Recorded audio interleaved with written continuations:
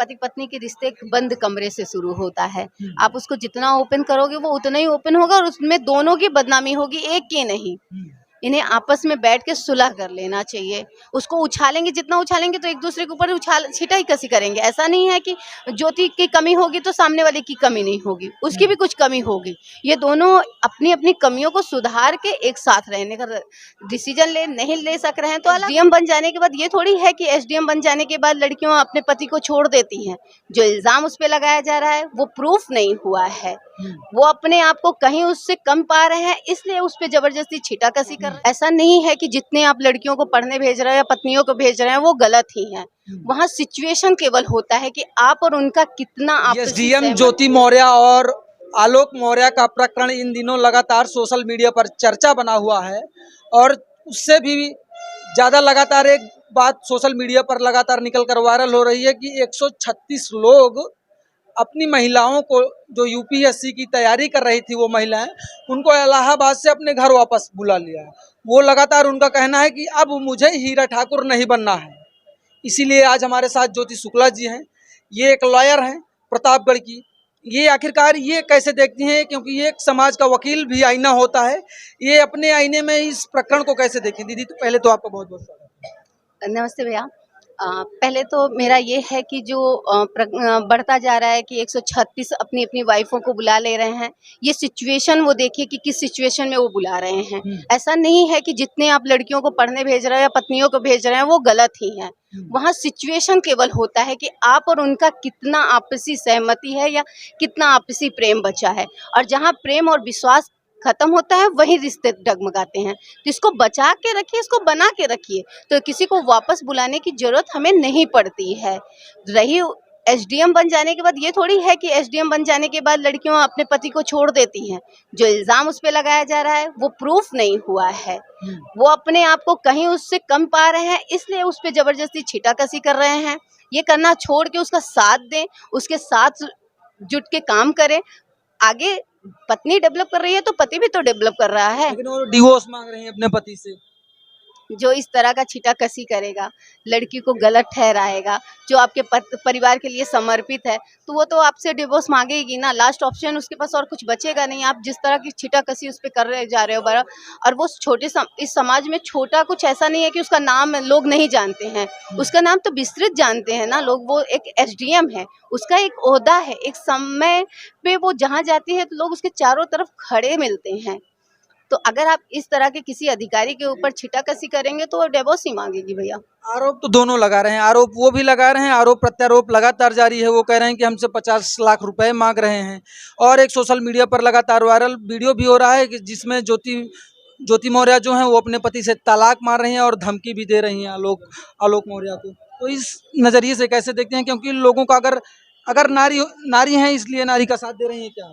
नहीं, मैं नारी होने का इसलिए साथ नहीं दे रही हूँ। मैंने तो ये भी कहा कि क्या वो दोनों आमने सामने आके स्टेटमेंट अपना मीडिया के सामने दिए? नहीं दिए, लोगों ने उड़ा रहे हैं। दूसरा मैं तो ये कह रही हूँ कि आलोक मौर्य स्टेटमेंट दे चुके हैं अपने मीडिया के सामने।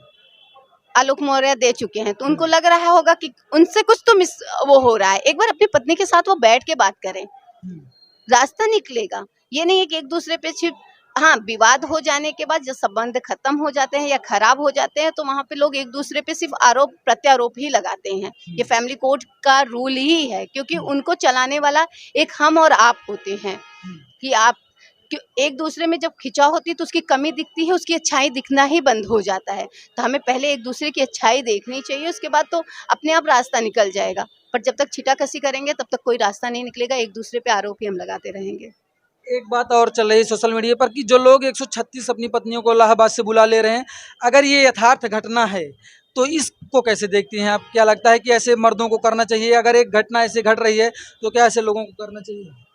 इस पे सोच तो यही है कि अब बहुत ही समाज में अपने यहाँ तेजी से पॉस्को के मुकदमे चल रहे हैं लड़कियों के भागने के, तो फादर को भी यही करना चाहिए। हर पिता को अपनी बेटियों को पढ़ाना नहीं चाहिए, लिखाना नहीं चाहिए, उन्हें घर से बाहर नहीं। वो तो ऐसी अपनी बच्चियों पे तो थोप नहीं रहे हैं ना अपनी सोच कि दूसरी बच्ची कर रही है तो हमारी भी बच्ची कर लेगी। वो अपनी बच्ची को पढ़ा रहे हैं तो पतियों को भी यही सोच रखना चाहिए ना। विश्वास खुद पे रखें, खुद के प्रेम पे, और जिस दिन वो हो जाएगा वो पत्नियों को बुलाना बंद कर देंगे। वो अपनी विचार बदलें, अपनी पत्नियों से बात करें और विश्वास रखें, यही मेरा कहना है। क्या लगता है कि एक एसडीएम के ओहदे पर होकर कहीं एसडीएम साहिबा अपने पति चपरासी थे, उनके चपरासी थे पति, सब कुछ डीपीआरओ तक से वो पैसा लेकर उनको इलाहाबाद की अच्छी संस्थान में पढ़ाते हैं। 2016 में उनका चयन भी हो जाता है, 16वीं रैंक रहती है उनकी ऑल इंडिया में पीसीएस रैंक में। तो क्या लगता है इस पूरे प्रकरण में अगर देखा जाए तो क्या पति को धोखा देती हुई नजर आ रही हैं, क्योंकि मनीष दुबे के साथ उनका अफेयर्स भी लगातार बताया जा रहा है कि है, तो क्या लगता है कि कैसे देखते हैं ये? अभी तो ये साबित हैं? चैट वायरल हुआ, पर वो चैट चैट का जरूरी थोड़ी है कि हम जो नजरिए से देख रहे हैं वही नजरिया सही है। एक बार तो उस पे अपना आके वो ज्योति भी अपना राय रखे ना कि वो चैट कितना सही है, और जब दोनों एक दूसरे का राय सही रखेंगे तभी सब क्लियर हो जाएगा। छीटा कसी कर देने से, किसी के रिलेशन बता देने से रिलेशन सही में थोड़ी होता है। वो एक्सेप्ट कर रही है। ऑडियो वीडियो लगातार उनके दोनों वायरल हो रहे हैं, और एक डायरी, वो काला पुत्ता एक डायरी लेकर वो लगातार न्यायालय में जा रहे हैं कि हम सब कुछ बताएंगे कि आखिरकार कहाँ से एसडीएम साहिबा कितना लेती थी, सारा काला चिट्ठा एक डायरी में एसडीएम साहिबा का लेकर वो घूम रहे हैं।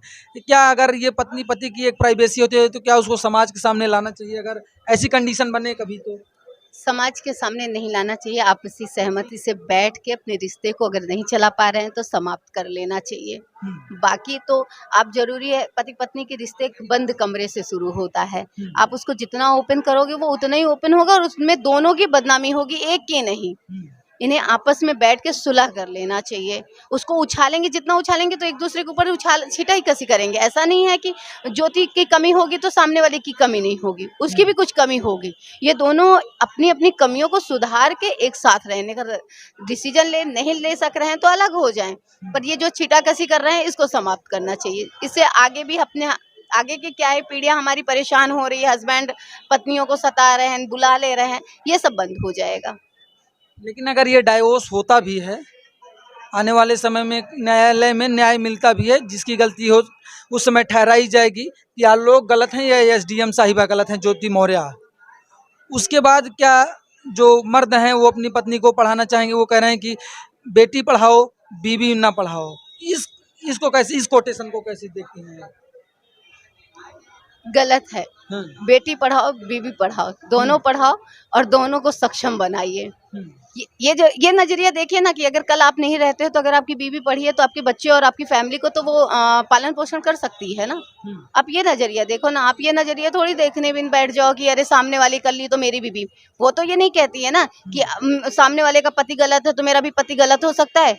कभी बीबियां तो ऐसा नहीं की ना, कई ऐसे आया कि लड़के अफेयर में हैं और लड़कियां बेचारी घर में चूल्हे पे खाना बना रही हैं, पति लेके लड़की को घूम रहा है, पर उन्होंने तो नहीं जॉब से छुड़वाया ना, नहीं पढ़ाने से उन्हें वापस नहीं किया ना। वो सपोर्ट कर रही हैं तो आप भी सपोर्ट करिए। गलत चीज का मत सपोर्ट करिए, पर उन्हें पढ़ाइए। दूसरे का एग्जाम्पल देके जरूरी नहीं है कि अपना घर बर्बाद करिए।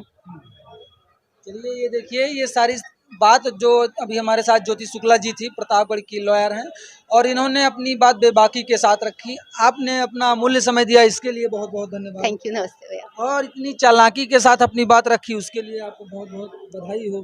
धन्यवाद। क्योंकि जो एक वकील की छवि होती है, इस पूरे वीडियो के चलचित्र में उतार कर रख दिया है ज्योति दीदी ने।